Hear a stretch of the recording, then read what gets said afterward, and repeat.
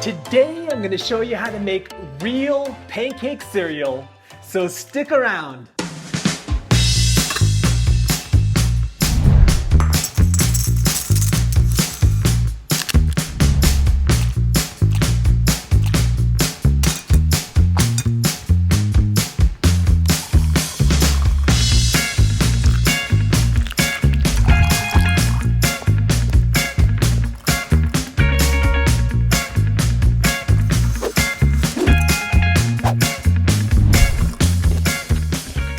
Welcome back to No Recipes. I'm Mark Matsumoto and I'm here to show you how to elevate your everyday meals. So hit that subscribe button and ring that bell so you don't miss out. If you have a TikTok user in your life, you've probably heard about pancake cereal.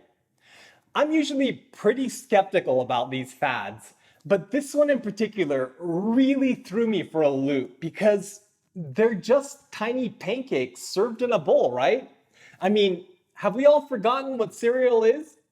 To right this wrong, I've decided to create my version of pancake cereal, and I've set 3 basic rules for myself. First, since the name is pancake cereal, I wanted to make an actual cereal. You know, the kind that doesn't turn to mush when you pour milk over it. Next, if you've tried to actually flip over quarter-inch pancakes, you know that it's kind of like trying to wash a car with cotton swabs. That's why my second goal was to reduce the level of effort. Thirdly, let's be real. Anything called pancake cereal is never going to be healthy. But if you're going to eat it for breakfast, it shouldn't be terrible for you. So here's my take on pancake cereal. For our dry ingredients, I'm using 140 grams or about 1.5 cups of chickpea flour. If it has clumps, you may want to sift it through a strainer. I've also got 1/2 teaspoon of baking powder, 1/4 teaspoon of baking soda, and 1/8 teaspoon of salt. Our wet ingredients include 3/4 cup of plain yogurt, 1/4 cup of milk, 1/4 cup of maple syrup, 2 tablespoons of butter, which you'll want to melt, and 1 large egg.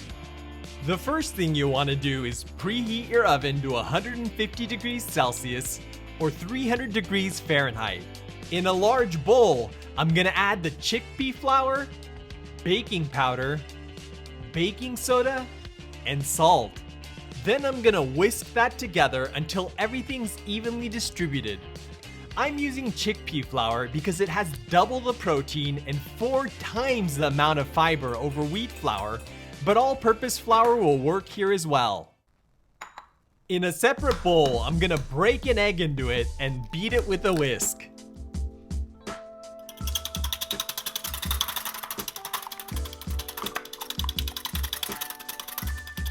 Then I'm gonna add the melted butter and whisk that together until it's evenly combined.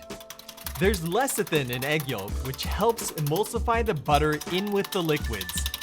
That's why I always combine these 2 first. Next, we're gonna add the milk and maple syrup and whisk those in.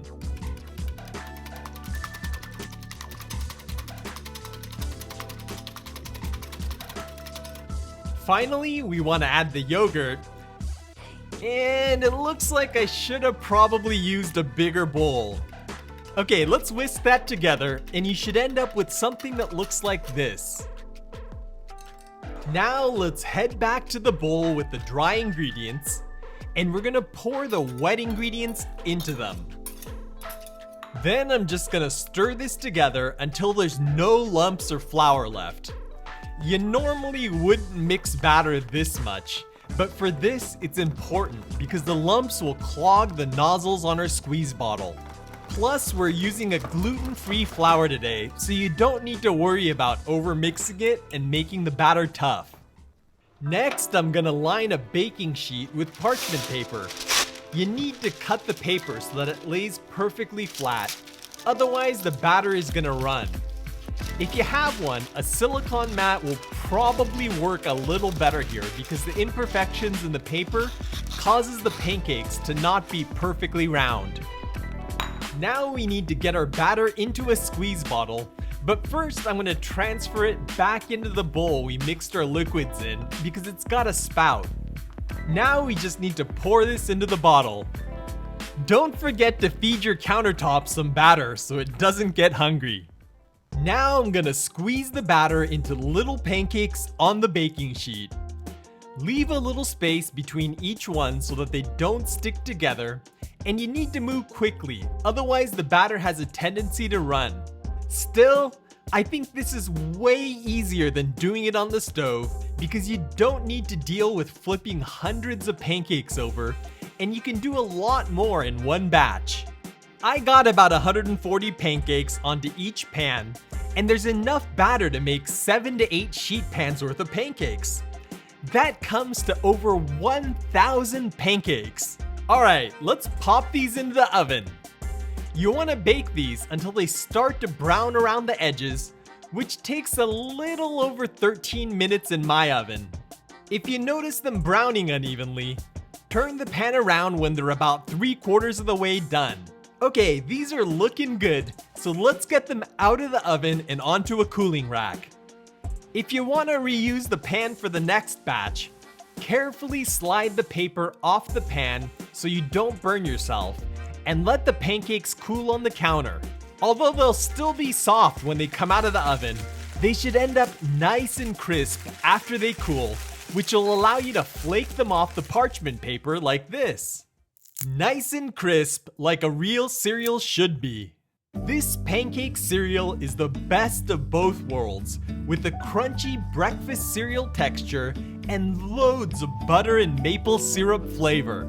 The level of effort isn't trivial, but it's a fun project to do with kids, and it's certainly easier than trying to flip 1,000 pancakes on a griddle.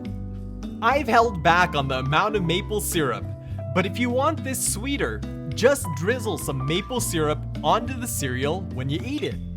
It's not exactly healthy, but when served with milk, you have about 19 grams of protein per serving, which is a lot more than most commercial breakfast cereals.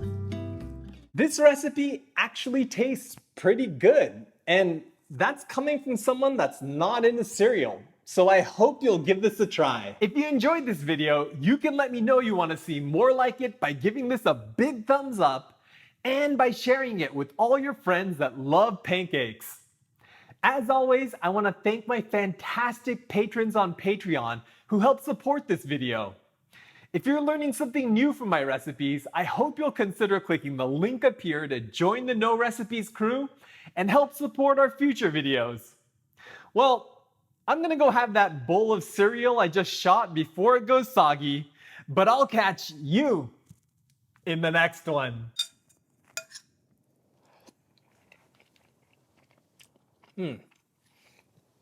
So I gotta be honest, this is that cereal that I just shot, and it's totally soggy.